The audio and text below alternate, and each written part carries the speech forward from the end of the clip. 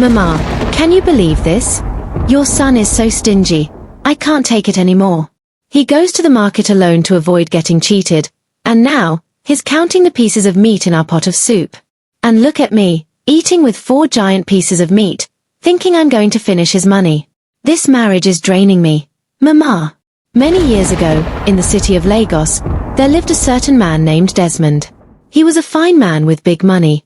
He was the proud owner of several Mercedes-Benz spare part shops in Lagos. He was rich, yes, with a physique and smile that had women drooling all over him. Desmond was that kind of man the ladies referred to as Ororo because he was neat, sharp, and always put together. And the ladies kept falling all over him as he was the complete package. He was handsome, check. He was rich, check. He was single, check, check, check. But I know you might be wondering what the but is all about. Desmond was a penny pincher. He was very stingy, what people refer to as akagam. Desmond could never spend a penny on his woman. To buy a gift or show love monetarily was a big problem. To even spend money on himself was an even bigger problem. He had just 5 pairs of shirts and trousers, which he rotated every week. He never saw the need to buy extra clothes for himself despite his wealth, because he had always felt buying too much clothes was a waste of money. In his philosophy, if you spend big money on buying clothes, you will need to spend big money in maintaining the clothes. But his stinging behavior didn't leave him without scars. Over the years, no woman had been able to stay with Desmond for more than 3 months. The longest relationship he had was 2 months and 6 days. All the women left because they couldn't cope. At first, Desmond didn't mind that the women kept leaving him. He thought they were all after his money, so he willingly let them go. But as the years passed, Desmond was almost 40, yet still single, because no woman wanted to marry him. This became a source of concern to Desmond. He was not getting any younger. He craved companionship and the warmth of a family. So one day, he called his mother in the village and told her to look for a good girl from the village for him to marry. Mama, I need a very good girl. All these Lagos girls, their eyes are always doing pom-pom-pom, looking for rich men to suck dry. I need a good girl from a good home, with good character, Desmond said. Okay, my son. But my son, to look for wife is not the problem, oh. Will you take care of her? His mother replied. This your stinginess. Will you not pursue any girl that agrees to marry you like this? I have always told you to loosen your hand a little. Women love money, they love to be pampered and taken care of. Mama, I've heard you, Desmond said. I will pamper my wife if she has good character. Help me get a good girl. After that call, Mama Desmond got to work immediately. She began the ultimate search for a good wife for her son. She knew her son very well, so she made sure to get a very naive, low-maintenance village girl for Desmond, so they wouldn't have issues, because it might be easier for an elephant to pass through the eye of a needle than for Desmond to change his stingy ways. But what could she do? She loved her son and wanted him to settle down too. After weeks of searching and observing, Mama Desmond finally found a perfect candidate for her son. She was a beautiful girl. Her name was Amora. Amora had just finished her secondary school but couldn't further her university education because her parents were poor. She was a well-mannered girl with a good physique for childbearing. Mama Desmond had been observing Amora for weeks, and she looked like a simple, low-maintenance girl who wouldn't give Desmond much trouble in the house. One evening, Mama Desmond went to Amora's house to greet her parents and inform them of her son's intentions to marry their daughter. Papa, I saw a very ripe flower in this your house, and I have come to state my intentions about that beautiful flower. My son Desmond, who lives in the city, wants to marry your daughter, Amora. I've been observing her, and I know she's a very good girl, Mama Desmond said. Amora's parents looked at each other briefly and smiled. Desmond was a big man in the city. If he married their daughter, then their fortune would change overnight. They thought they couldn't send her away to the university, but at least Desmond could train her when he married her and also take care of their family. That day, without hesitation, Amora's family agreed to the arrangement. This was an opportunity of a lifetime. When Amora learned that her parents had agreed to Mama Desmond's proposal, she initially kicked against it because she didn't know Desmond personally, and she still wanted to finish her university education. But her parents convinced her of the benefits of marrying Desmond, the wealth, the respect, and the comfort she would enjoy for the rest of her life. Desmond would also train her in school. Amora thought about it, and it wasn't a bad deal at all. In fact, It was a golden opportunity for her life and her family to change. She thought, if only she knew.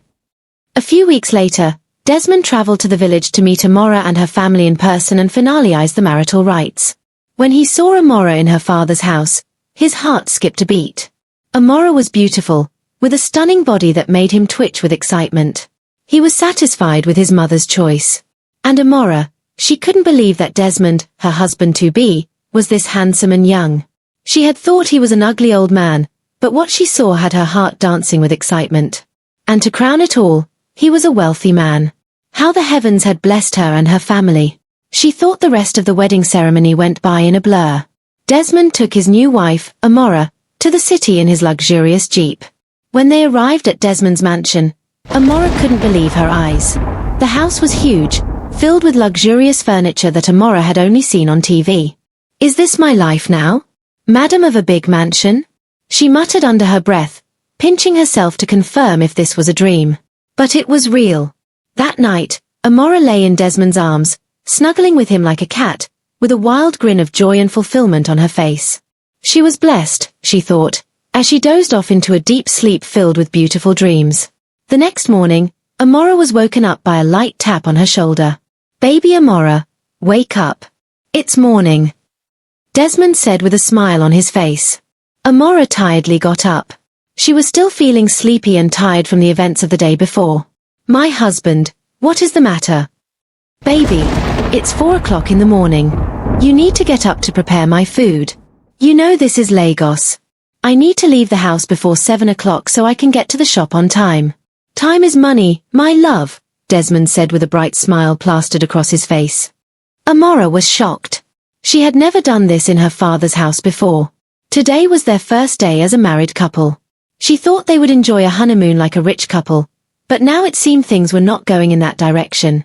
Amora wasn't happy, but she didn't show her feelings. She tiredly dragged herself from the bed, with a smile on her face, and went downstairs to prepare pounded yam and vegetable soup for her husband. For the next couple of months, Amora started noticing strange things about Desmond. He had just 5 pairs of outfits. He never let her go to the market. He did all the shopping himself and knew the exact price for all the foodstuffs in the market. But what really baffled Amora was that Desmond counted the number of meats inside their pot of soup. One day, Desmond came home from work and found Amora eating at the dining table. He went close to where she was eating and scanned the plate of food with his eyes to check how many pieces of meat were there.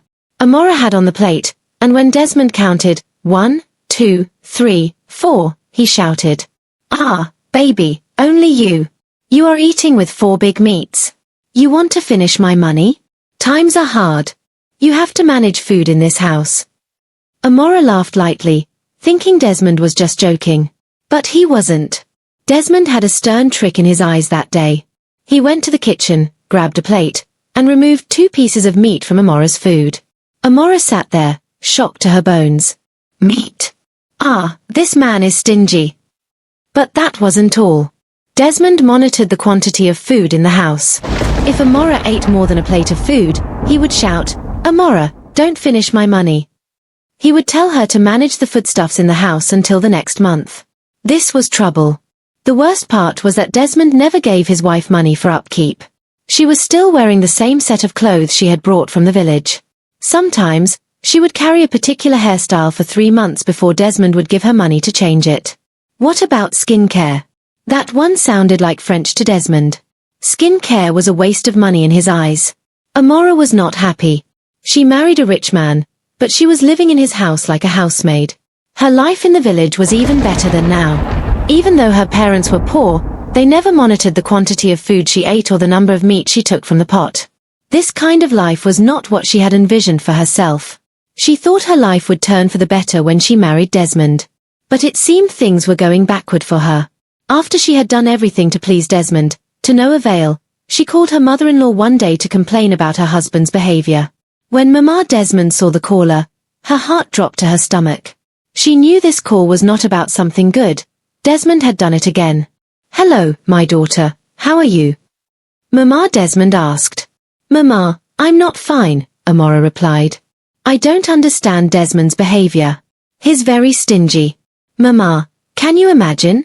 He has never given me money for my upkeep. Mama, Your son goes to the market by himself so that I won't treat him. He counts the number of meats in our pot of soup. Mama, I'm suffering in this household. My parents treated me better than this. I'm tired of this marriage. My daughter, be patient with him. His father was like that too. You see, my daughter, some men are like this. But once you get pregnant, like this, you will see changes. Be patient. What you should focus on now is how to get pregnant. Once you get pregnant, like this, bam, he will change. Amora thought about what Mama Desmond said and decided to take the woman's advice. From that time, she started doing everything to get pregnant. She stopped complaining about Desmond's behavior and did everything she could to please him. Waking up very early to pound yam, preparing his favorite food, cleaning the entire house, and respecting him. It wasn't long after that Amora's efforts paid off. She became pregnant. When she told Desmond about it, he was overjoyed, but that didn't mean he changed overnight. As the weeks passed, Amora started having pregnancy cravings, and whenever she asked Desmond for money to satisfy her cravings, he would refuse and call her a long truth. On one occasion, Amora had cravings for chicken and ice cream, and she told her husband, thinking he would understand. But his response shocked her to her bones. Asa, you want to chop chicken and ice cream? Ah! Where did you learn that kind of long throat from? Do you want to finish my money? That money for that ice cream and chicken can cook 2 pots of soup for us in this house. I know, but honey, I'm pregnant with your child, and my baby wants chicken and ice cream this evening. Asa, I can't buy you chicken and ice cream. Oh, it's so expensive. It's not as if you are the first woman to get pregnant. When my mother was pregnant, she never had cravings for big things like this. Please, oh, I can't waste my money on your long throat. If you want chicken and ice cream that badly, you can go and hug Pure Water at the market. After all, your mates are doing it. Amora's mouth fell open in shock. This man was never going to change. That day, she called Mama Desmond again, crying out her eyes and complaining bitterly about Desmond. Mama Desmond consoled her and told her to be patient. She even sent her daughter-in-law some pocket money to get whatever she wanted. Things continued like this until one day when Desmond returned from work like any other day. But just as he was about to change into more comfortable house clothes, his vision suddenly blurred, and he collapsed on the floor in the bedroom. When Amora discovered that her husband had passed out cold on the floor, she panicked and called for help. Desmond was rushed to the hospital. When he regained consciousness at the hospital, the doctor delivered some devastating news. Mr. Desmond, we ran some tests on you, and we discovered something rather unpleasant, the doctor said with a serious face. Doctor, what is it? What is unpleasant? Mr. Desmond, we found a tumor in your brain, in a very dangerous part of your brain. We can't operate because the tumor has spread and gotten bigger. Give or take, you have only 3 months to live. The doctor's words shocked Desmond to his bones. His heart was racing 1,000 times per minute.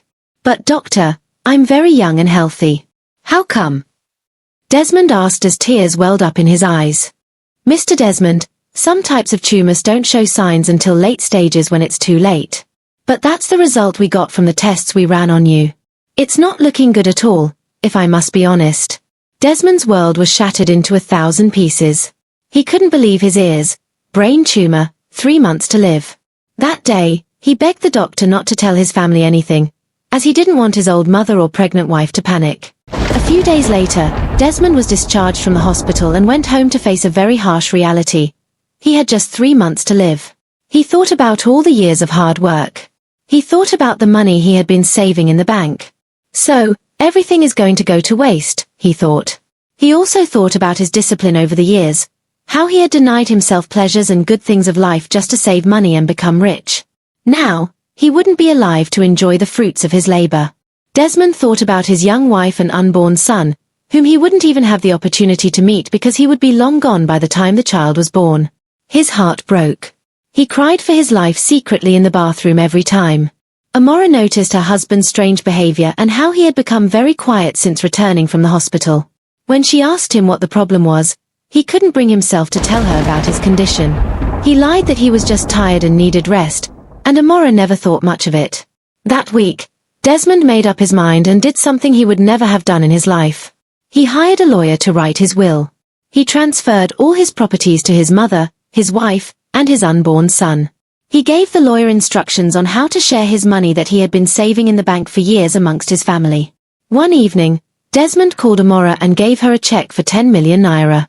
Amora was frozen in shock when she saw the amount. She couldn't believe her eyes. "Honey, is this for me?" Amora asked, surprised. "Yes, Asa. This is for you to start any business of your choice. If it is not enough, tell me, and I will add more to it." Amora pinched herself several times to confirm if she was dreaming. Was this the same Desmond who had refused to buy her chicken and ice cream? What suddenly happened to him to make him change overnight? She wondered for the next couple of weeks. Or lived in luxury and comfort for the first time in her life since she married Desmond. He lavished her with expensive clothes, gifts, and jewelry. He even gave her money to send back home to her parents, something he had never done before. Desmond was completely transformed overnight. He took her out and pampered her, sparing no expense in making her happy. This sudden kindness scared her. She couldn't understand what was happening to her husband.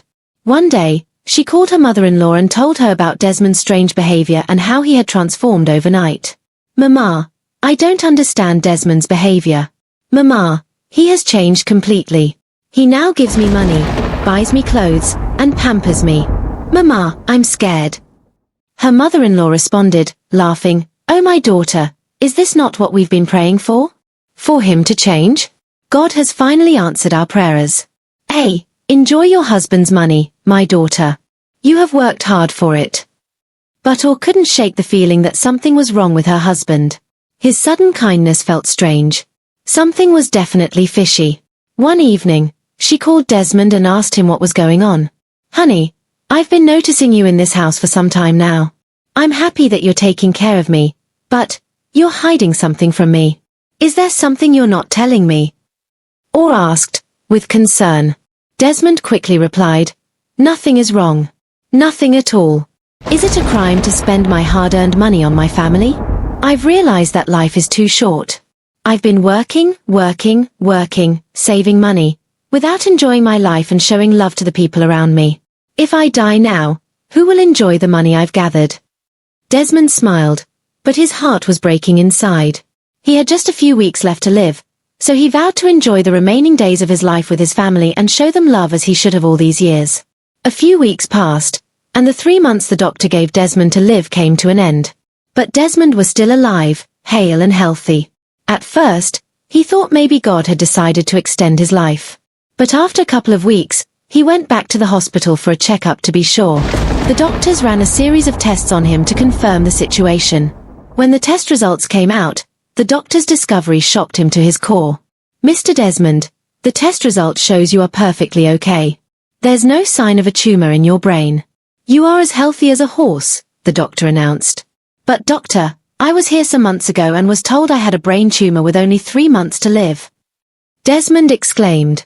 The doctor responded, "If you were told you had a brain tumor months ago, it means you were misdiagnosed.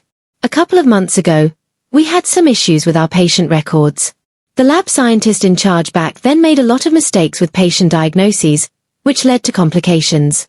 But we have resolved all of that now, and we are sorry for the inconvenience this may have caused you. This result here is very accurate. You can go to other hospitals for a second opinion if you wish." Desmond was both shocked and relieved. He didn't know whether to be angry at the doctor for the earlier misdiagnosis or to be grateful for the good news he had just received. Still, Desmond wasn't convinced, so he visited several hospitals in the city for further checkups. All of them confirmed the same. He never had a brain tumor and was, in fact, healthy. That day, Desmond returned home with tears streaming down his face. But these weren't tears of sorrow, these were tears of joy. When Or saw her husband crying, fear gripped her. She rushed to him and asked, "Honey, what is it? Are you okay? Are you hurt?" Desmond smiled and said, "My love, my life has never been better. I just received the greatest news of my life. Remember months ago when I fainted and was rushed to the hospital? The doctor told me I had a brain tumor and only 3 months to live." Or froze in shock at his revelation. "My husband, are you dying?" she cried out, tears streaming down her face. "No, my love, I'm not dying.